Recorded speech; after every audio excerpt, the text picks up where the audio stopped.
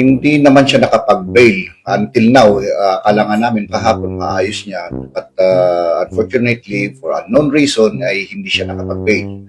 Ang bail naman lang niya for 12 counts is 120,000 pesos.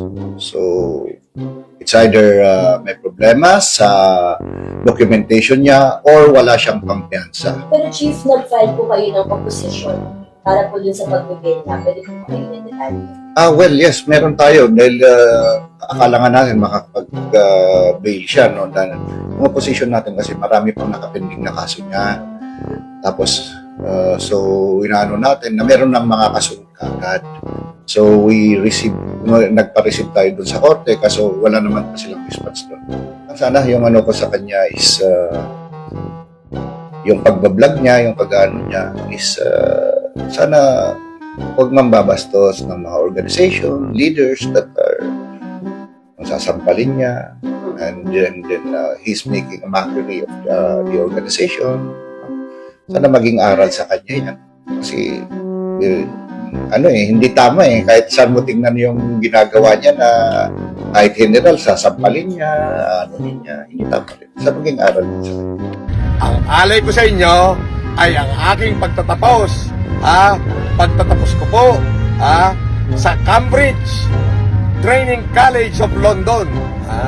Ako po ay nakakahiya naman po, ay doctorate lang naman po sa Humanities and Philosophy. Yan po ay ako po ay nakakahiyang sabihin ay ako po ang top notcher.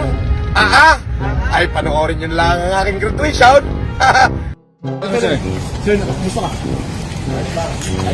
Sir, nakapag-bail ka? Mag-bail pa lang. Bakit mo nagka-decision magpagupit, sir?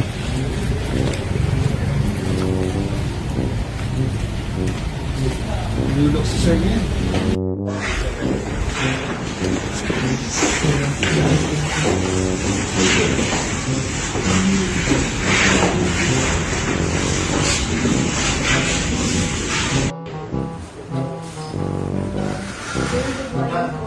Sir, ba't di ka nag-capsa? Sir, baka may mensahe po kayo sa mga supporters niyo, sir. Gusto po bang sabihin? Paano mo nga nagpakausap?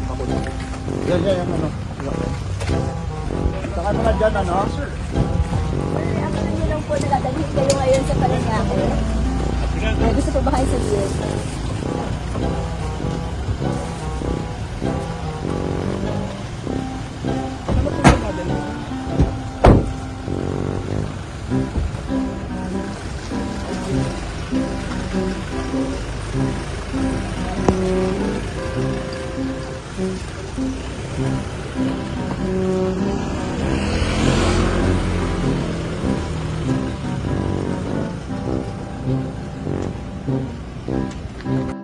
Maganda kulungan ko.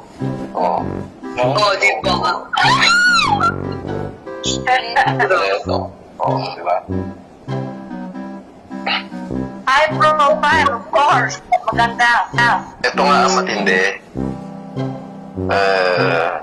Kasama ko dito yung sa Selda 4. Si Commander Rick Peralta, yung National Commander ng Alex Pongcayo Brigade.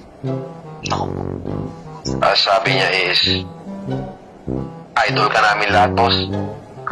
Baka gumawa kami ng resolution na palitan na namin yung pangalang Alex Pongcayo, gawin naming FLM Brigade in support to the heroism na ginawa mo nung